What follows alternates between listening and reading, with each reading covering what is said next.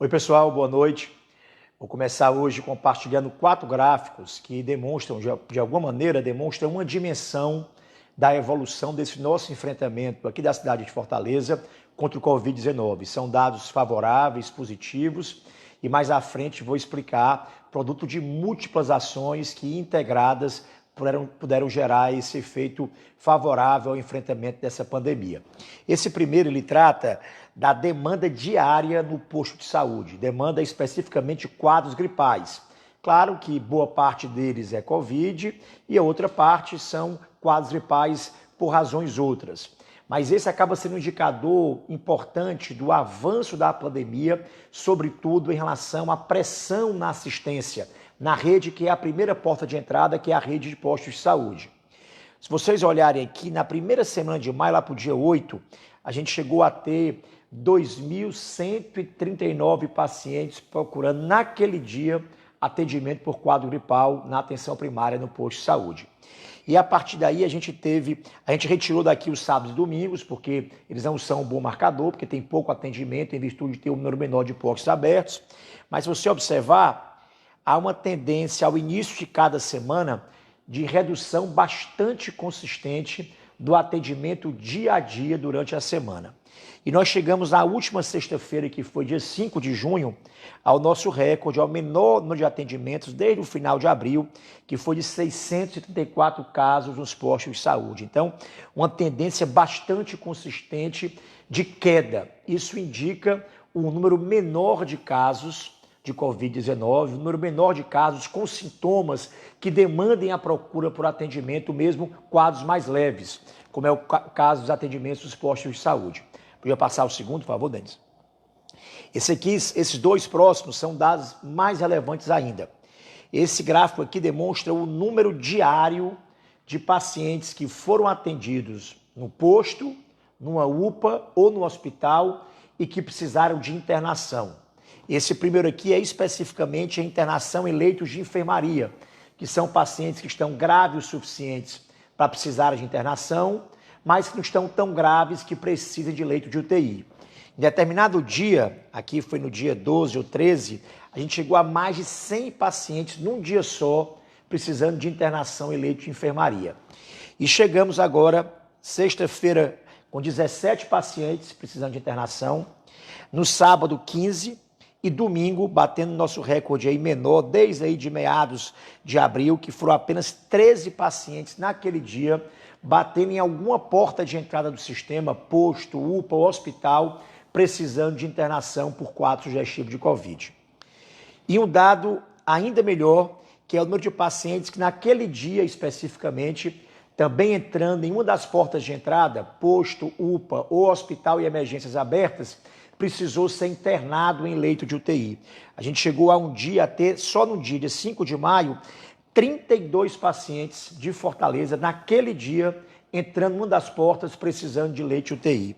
E chegamos no domingo a zero, a nenhum paciente entrando no sistema, demandando leite UTI. No sábado, 1, na sexta, 4, no sábado, 1 e no domingo, nenhum paciente. Vamos ter esses dados atualizados da segunda-feira de hoje, já no final da manhã de amanhã. E um outro dado que também demonstra uma tendência consistente de melhora aqui em Fortaleza é que de todos os leitos públicos aqui do município de Fortaleza, durante o mês de maio consolidado, 96,6% desses leitos foram utilizados por pacientes especificamente de Fortaleza. E só os demais com pacientes de Caucaia, Maracanaú ou de outros municípios. Já agora consolidado da primeira semana de junho, isso caiu. Em pouco menos de 85% apenas não, 85% são de Fortaleza e o restante são pacientes de Caucaia, Maracanaú ou outros municípios, demonstrando também, consolidando uma tendência de redução da pressão assistencial e de uma resposta favorável e positiva ao enfrentamento da pandemia aqui em Fortaleza. Eu digo isso porque a gente começou hoje uma outra etapa. Semana passada a gente estava numa fase de transição, mantendo o isolamento social e abrindo algumas poucas atividades, principalmente industriais e da construção civil. E agora, essa semana, a gente abre um novo contexto de realidade, a gente abre mais atividades e principalmente atividades de comércio. Eu queria dizer que a gente só pôde chegar aqui Porque muita coisa foi feita, principalmente coisa feita entre prefeitura e governo em parceria. A primeira delas foi o estabelecimento de um isolamento social precocemente, logo que começou a transmissão comunitária. Isolamento esse que entre isolamento social rígido, ele começou ali na última semana de março e se estende até agora. Essa certamente foi a medida mais importante de todos. Num gráfico de estimativa, a gente calcula que mais de 9.000 vidas foram salvas pela redução da velocidade de contaminação em virtude desse isolamento social precoce, sustentado e é bom que se diga também apoiado e cumprido pela larga maioria da população de Fortaleza. Uma segunda medida importante foi a criação por parte do governo do estado de um comitê estadual com várias instituições para que o consenso seja construído. Ninguém muda comportamento, muda essa realidade apenas pela força de uma lei ou de um decreto. É preciso que a gente convença, construa consenso, compartilhe responsabilidades, gere nova consciência. E esse comitê do qual participavam empresários, trabalhadores, outros poderes públicos, Ministério Público, diversos órgãos, liderado pelo governador, com a minha presença também, foi capaz da gente poder, a muitas mãos, construir saídas e, principalmente, entendimento sobre a gravidade que a gente estava vivendo. Uma terceira ação muito peculiar ao estado do Ceará, que tem sido fundamental para esse enfrentamento, é o grande número de testagem. A gente hoje é o estado do Brasil que mais testa. Isso tem um duplo efeito, um efeito de transparência com o dado e a informação que é fundamental para o cidadão, e uma segunda, só para voltar aqui, diferente de muitos estados que pareciam estar sem problemas de Covid. Havia uma contradição, as UTIs lotadas, o povo se queixando e os dados não apareciam que tinha um problema. Teve estado até fazendo propaganda, dando entrevistas dizendo que aqui não teve problema de Covid. Quando foram colocar uma lupa nesses dados, viam que o que havia mesmo era subnotificação, falta de transparência e responsabilidade com os dados.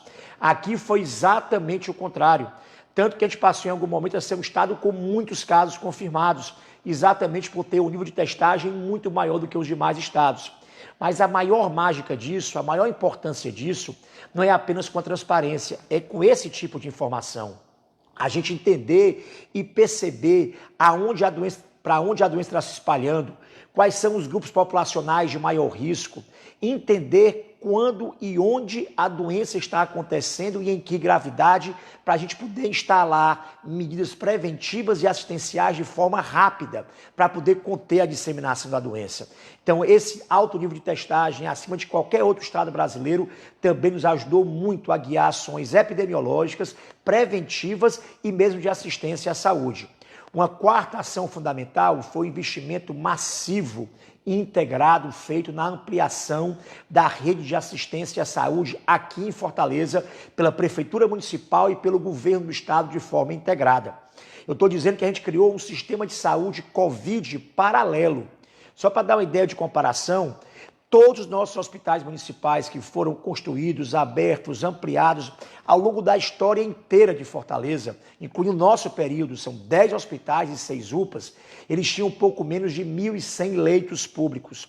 Só agora, para esse esforço do Covid, a gente mobilizou aproximadamente 800 leitos, criando um sistema de saúde paralelo, mais os leitos do governo do estado, que permitiu acolhimento, assistência, mesmo nos momentos mais duros e graves que nós vivenciamos. Uma quinta importante e eu acho que singular ação nossa aqui em Fortaleza foi o papel da atenção primária, de vários profissionais das equipes do PSF, dos conselhos locais de saúde, dos agentes comunitários de saúde, dos agentes de endemia, de uma grande rede que passou a fazer atendimento no posto para fazer diagnóstico precoce, foi fazer busca ativa dentro da casa dos pacientes para poder identificar como é que estavam os pacientes em grupos de risco e o início de um tratamento precoce no 5º dia de sintoma com corticoide e antibióticos, seguindo inclusive a orientação da Escola de Saúde Pública do Estado do Ceará. Esses 5 fatos juntos numa ação integrada, de liderança política compartilhada, de apoio da população, com ações de comunicação e informação, com apoio da própria imprensa, mas ações publicitárias da Prefeitura, tem nos permitido modificar a tendência e a realidade dessa epidemia aqui na cidade de Fortaleza. Eu fiz essa longa fala porque a gente inicia uma etapa nova hoje, segunda-feira, e é preciso que a gente não perca de horizonte o que aconteceu e o que está acontecendo mais recentemente, graças a essas 5 ações que eu citei. Mas nenhuma delas tem o poder tão transformador e modificador quanto o isolamento. A despeito de algumas atividades abrirem agora, a cidade permanece em isolamento social. É importante que as pessoas só saiam de casa se elas fizerem parte de algum desses grupos de atividades que abriram. Só sai de casa para adquirir, comprar algo que é fundamentalmente essencial. Será a responsabilidade individual de cada um de nós que pode fazer a diferença nesse processo de retomada. Aonde estiver acontecendo aglomeração, há algo errado. Tirando as filas bancárias, porque há ali uma necessidade temporal, principalmente no começo de mês, e a Prefeitura lançou aí um conjunto de ações para poder reduzir risco, que foi colocar gradil, isolar a rua, distribuir álcool gel, máscara, uma ação de parceria com o MP Federal e Defensoria. Não há razão para grandes aglomerações. Se estiverem acontecendo, tem algum problema. Ou da atividade econômica que não está executando os protocolos de forma adequada, que não está lidando de forma adequada com as filas que tem gerado, ou mesmo é importante que o cidadão, ao ver a aglomeração, evite estar presente e contribuindo para que ela aconteça. É esse tipo de consciência que nós precisamos ter para que essa retomada à vida cotidiana normal aconteça sem sustos, sem novas angústias, sem novas preocupações e, eventualmente, até sem interrupção dessa retomada. Porque se, por um lado, a gente está em condições efetivas, epidemiológicas e sanitárias para retomar, por outro, nós montamos um sistema de monitoramento diário de todos esses dados, do que está acontecendo no posto, do que está acontecendo nas UPAs, das internações, dos novos casos confirmados, dos novos óbitos, e em algum momento, se a gente perceber que essa abertura leve, gradual e responsável passou a pressionar algum tipo de nova realidade na assistência, ou passou a causar algum novo receio para a gente, esse processo será interrompido. E para que ele aconteça, como eu disse, de forma progressiva, responsável e sem sustos e novas angústias, é preciso que cada um de nós cumpra o nosso papel. Só a fiscalização municipal e estadual não dará conta. Nós somos muitos, a cidade é grande. É preciso que cada um exerça os seus cuidados individuais, seja um fiscal desse processo, denuncie quando encontrarem grandes aglomerações em algum canto e, se acontecer, está errado, e não participem, não contribuam para que essa aglomeração aumente mais ainda. É essa responsabilidade coletiva e compartilhada de todos nós, empresários, trabalhadores, cidadãos consumidores, que vai permitir que a gente possa, se Deus quiser, continuar com essa tendência de melhora da saúde do nosso povo, de vidas salvas, de mais saúde e de menos doença.